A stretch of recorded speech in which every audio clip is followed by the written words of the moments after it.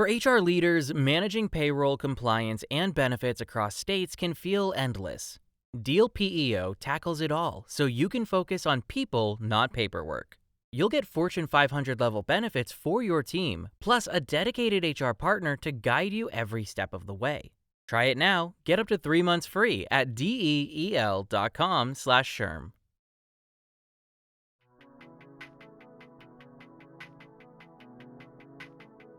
Welcome to All Things Work. I'm your host, Ann Sparacco. So picture this, brainstorming sessions where no idea is dismissed outright and everyone feels free to share without fear of judgment.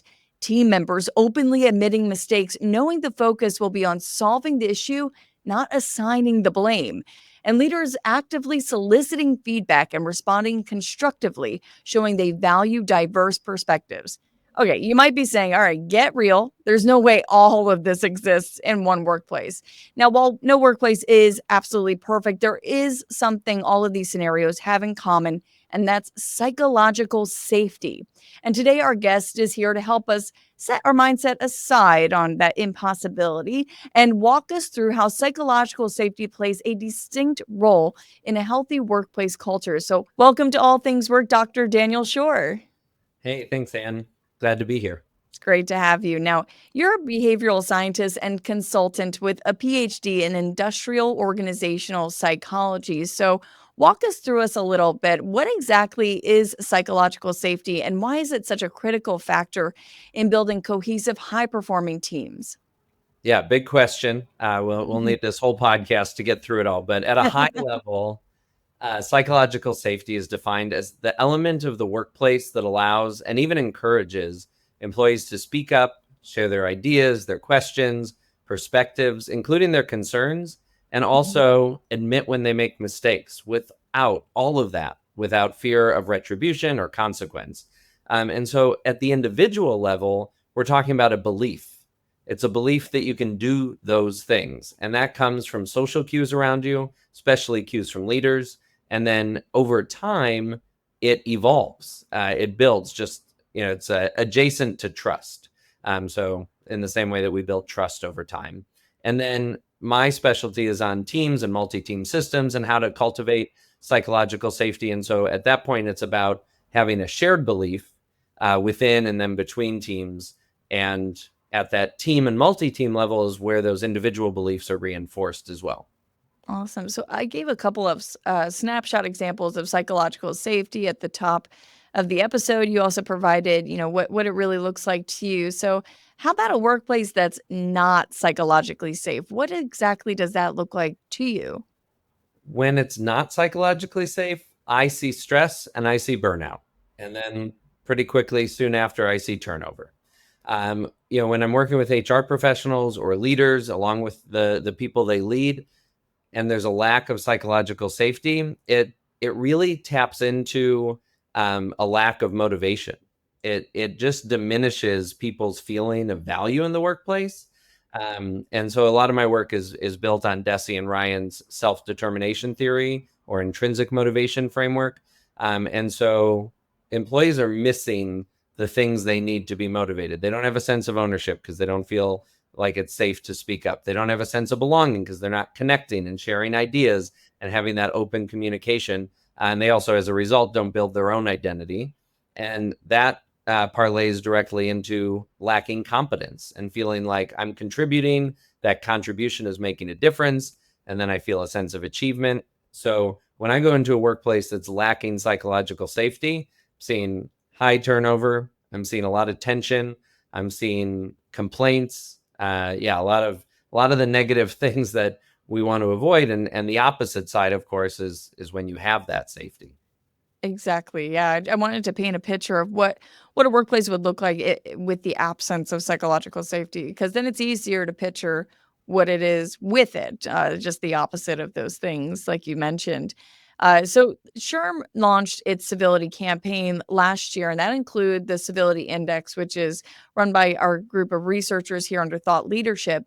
And so it's a survey done quarterly, and it found most recently in quarter 3 of 2025 that U.S. workers collectively experience or witness more than 70 million acts of incivility per day in the workforce. Now, this is just a portion of the 208 million acts of incivility per day in everyday life.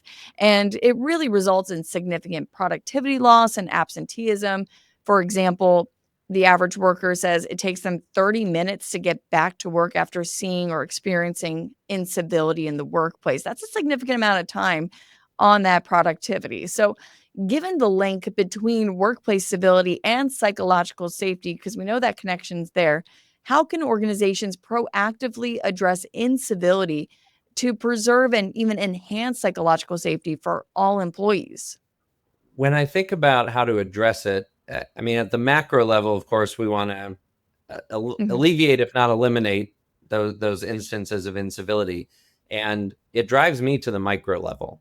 Some of the work I do in cybersecurity really got me honed in on the idea that when you're dealing with teams and multi-team systems and ecosystems in the workplace, it always comes back to the individual.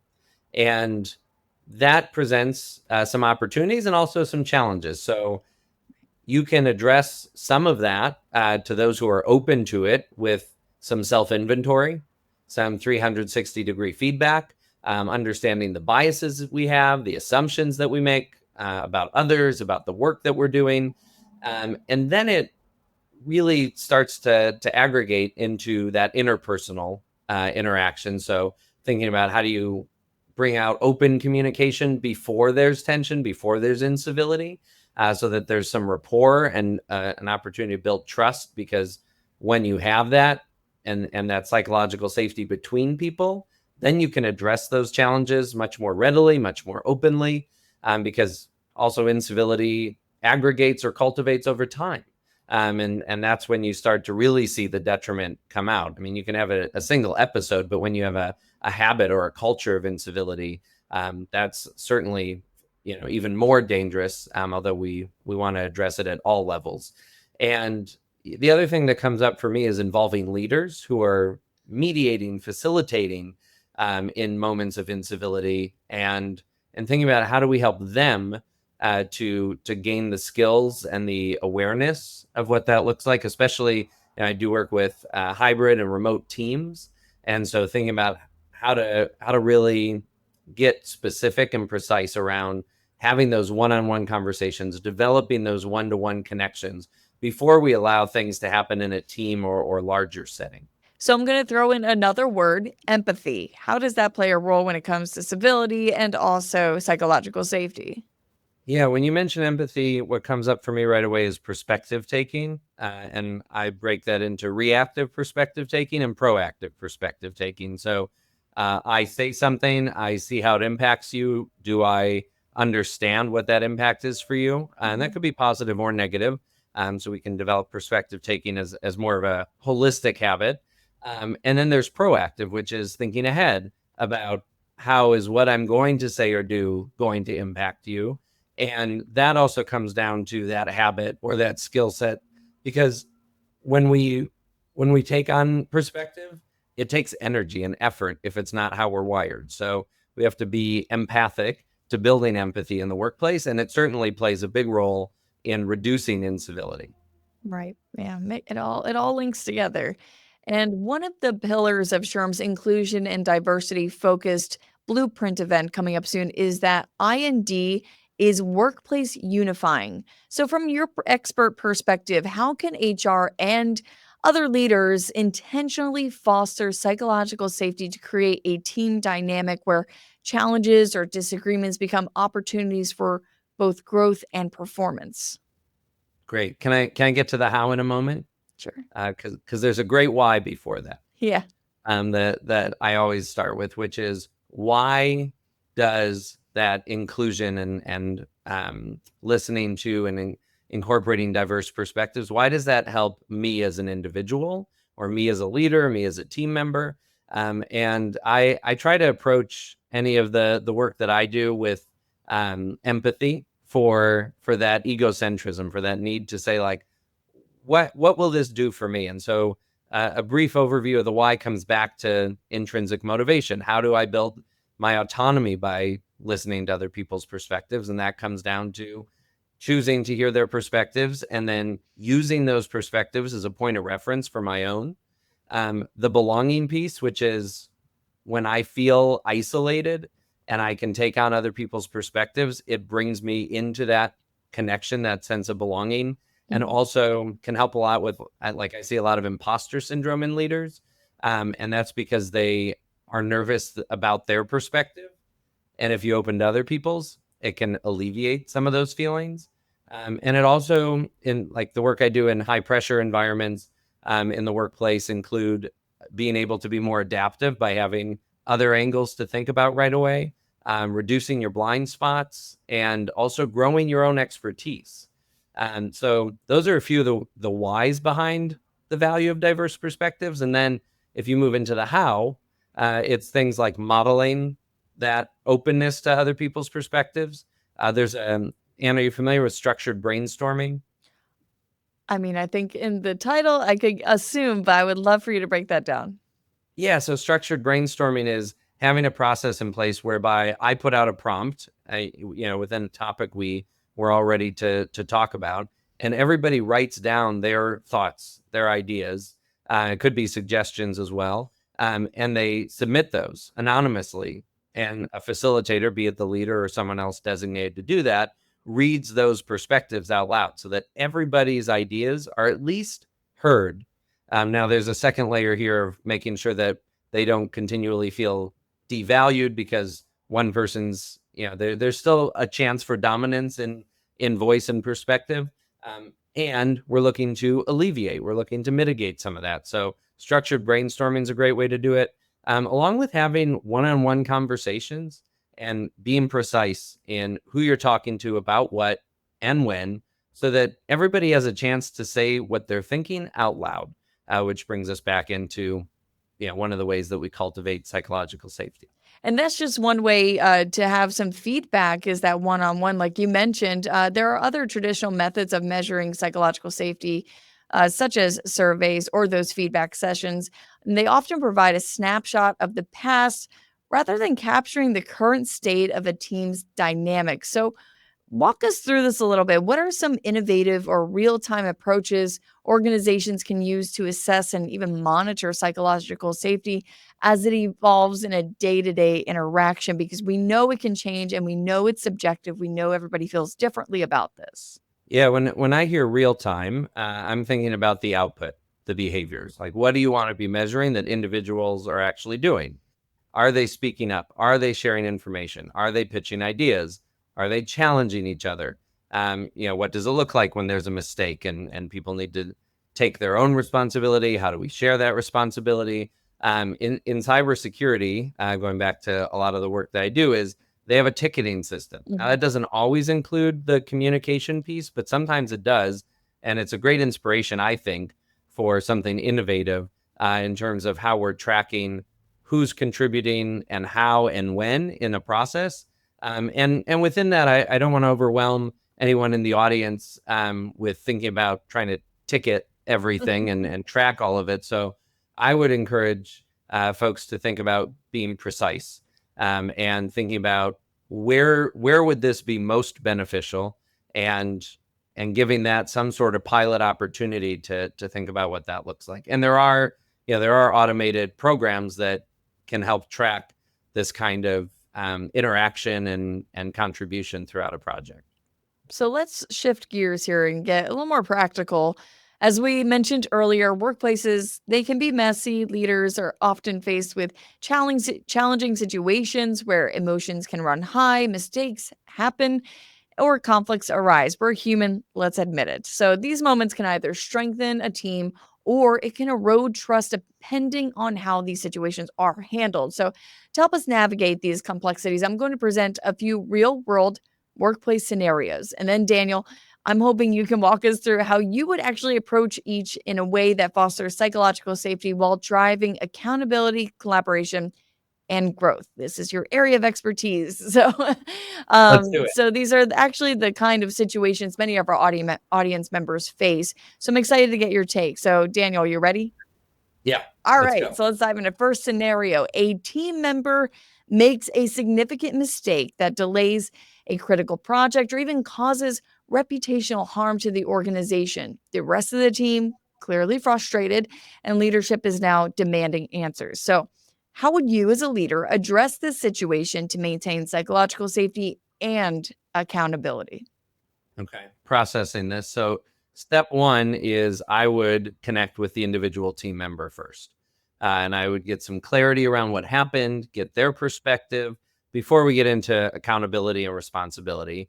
And then I would share with them what I'm thinking about saying to the team, where you said that that tension exists, and get their input. I would be clear that I want their perspective so I can consider it, not that I'm necessarily going to directly translate what they say into what I share with the team, and then connect with the team. Acknowledge the emotions. You can model your responsibility as a leader in the situation, instead of totally absconding yourself from having any involvement and simply there to protect, or help support a single team member, but model your involvement. And then I would really focus on what are you learning from it and how do you move forward? Because I find the longer that we get stuck dwelling and reflecting, the more, there more opportunity there is for that tension and frustration to brew up. Worrying means you only suffer twice. All right. So, scenario number two. During a team meeting, one of the employees openly disagrees with a decision made by leadership, as expressing concerns that the decision could negatively affect the team. So the room becomes quiet and tense because others just hesitate to speak up, might be awkward. How would you handle this moment to ensure the employees feel heard while maintaining respect and psychological safety for everyone in the room, addressing the individual and the rest of the people? Yeah, well, I'm gonna suspend disbelief here and say I'm a leader who has courage and experience in these situations, and I'm ready for this. So I'm gonna be explicit about what's happening. I appreciate there's different perspectives in the room. I see where that person is coming from, and I'm gonna invite them to share a little bit more about their perspective. Like, not I find that if we try to push things away or be conflict avoidant, that it it's too it's too ineffective over time. I mean, it might work in that moment, but really, what I would focus on is then shifting into the broader conversation, opening up to other people's perspectives, and saying who agrees with that, who disagrees, any different or similar perspectives, and I would come back to that vocal employee as well individually. But in that moment, I'm trying to diffuse the focus of attention on the one dominant voice in the room. Awesome. And third scenario, two team members with very different work styles are struggling to collaborate on a shared project. This is pretty common. Okay. So their frustration is starting to spill over into team meetings. They're clashing heads, and other employees are beginning to take sides, which is not something you want. So, how would you approach this conflict to help the team absorb that friction as fuel for growth while maintaining that safe environment? Yeah. How do we turn coal into fuel? I got it. So, I mean, this reminds me of some client work that I did with C-level leaders who had this very different work style related tension. And what I did with them is we sat down and I facilitated a conversation and actually a formal survey around communication styles. And then after identifying some of those default areas, looked at how those change under pressure, under tension, when people are feeling less secure in their own work and perspective. And that conversation led to some vulnerability and some sharing and some perspective taking, to come back to that, some empathy. And then it was about, I also stepped in, shared my own work challenges, and then we brought in that conversation up to the team, without focusing just on the two team members or two leaders in that case, where that tension was rising. So again, like bringing people into a shared space, rather than specifically homing in on just where the problem is, can create that openness and that empathy. And then we created a team charter around communication. What are expectations, responsibilities, and what are we going to do when those expectations are or are not met, so that we had a baseline for future conversations, because I didn't want them to continually, hit against these same challenges. And I think that's where civility, plays a strong role because you're creating that open dialogue, you're creating that vulnerability. It's really key for understanding the other person maybe a little better so that maybe what you guys can work and collaborate just more effectively. Even if you don't always agree, you can have discussions around it. So that's what we say here at SHRM when it comes to civility. I love that. Thank you for walking us through those real life scenarios and providing real life examples. That's really awesome. I think a lot of us experience these things. So I would love to play devil's advocate here. Uh, we love psychological safety. We know it's vital, but can psychological safety ever go too far? Psychological safety ever go too far? I can elaborate if that helps. I'm a believer that everything has a tipping point. Mhm. The question, well, one question that comes up for me is, if it goes too far, is it easier to get it back Mm. into balance, or is it, or from the other side, the amount of time it takes to build up to that point? Like, there's something about having too much psychological safety that I would celebrate, and then I would try to rein it in. Mhm. I know Amy Edmondson talks about comfort zones, Yeah. where people are almost too acquiescent or too accepting, and people aren't challenging each other, not Uh, holding each other to those standards.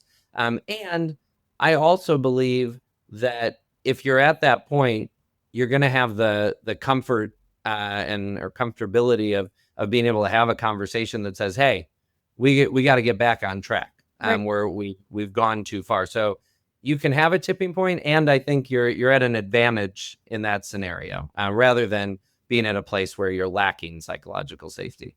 I like that you brought in that comfort zone example because a lot of people who do fall into that comfort zone, then that it prohibits growth. It stops people from growing, challenging each other, like you mentioned. So I really like that you brought up that example.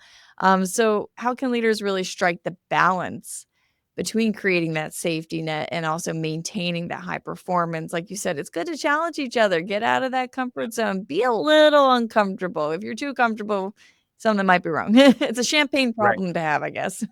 Yeah. And as you're demonstrating, being explicit about what's happening.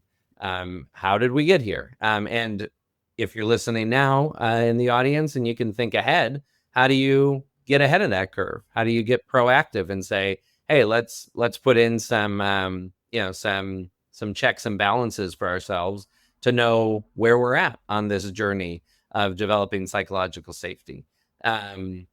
Yeah, so being explicit comes up for me. Also, celebrating what is working and where you do have that proper amount of tension, and then modeling for yourself, saying, I became too complacent, I became too comfortable, and continuing to take on that role as a leader, whether you're in a formal title role as a leader or not. You can always be a leader in helping build psychological safety. Awesome. Now, I would love to wrap things up with what we call one small step.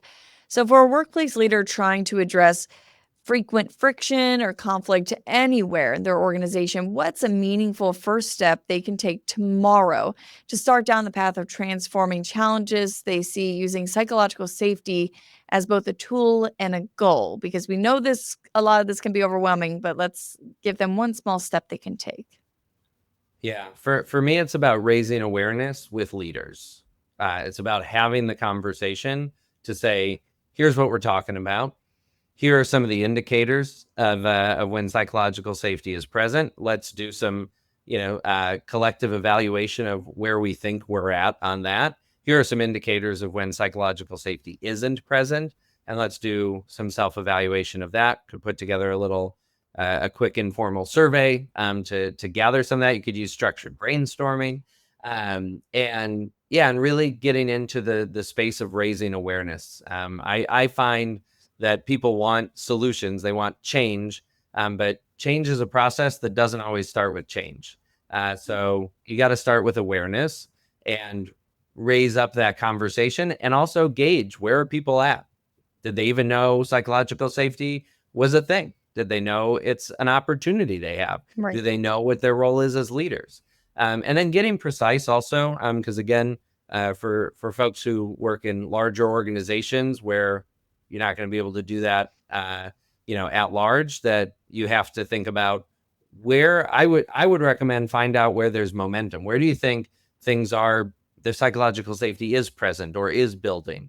Where those leaders who are open to it, so that you can pilot that process a little bit and also learn more about what your organization needs. Because psychological safety has, the broad terminology and the general strategies, and it's going to look different. I've mentioned several times my work in cybersecurity. That's a high pressure, high stakes, unpredictable environment. So that's going to look very different than something that, is more based on routine operations and predictable processes. So really, I would empower folks in the audience to get curious and to figure out, where do you start and how do you raise awareness. And I think focusing on leaders, because they play such a pivotal role in creating psychological safety, is a great place to start. That's a really great place to start. Thank you so much, Dr. Daniel Schor, for sharing your insights with us, these concrete examples, especially going through those scenarios with us. That was really wonderful. So thank you so much. You're welcome. Thanks for having me, Ann. All right, that's going to do it for this week's episode of All Things Work. We hope we shifted that mindset of what seems like impossible, but now we know psychological safety is key. Thanks for joining us. We'll catch you next time. If you enjoyed our conversation today, be sure to subscribe wherever you enjoy your podcast so you never miss a new episode. Also, did you know All Things Work is more than a podcast? That's right, we're also a weekly newsletter that includes in-depth articles and the latest research from SHRM to keep you in the know. Just head to shrm.org/allthingswork to sign up. Plus, follow SHRM on social media to view the latest clips and join the conversation on game-changing topics that are redefining the world of work. HR teams, imagine one partner for U.S. compliance, payroll, benefits, and onboarding. That's Deal PEO. And right now, you can try it free for up to 3 months. Visit DEEL.com/SHRM. SHRM.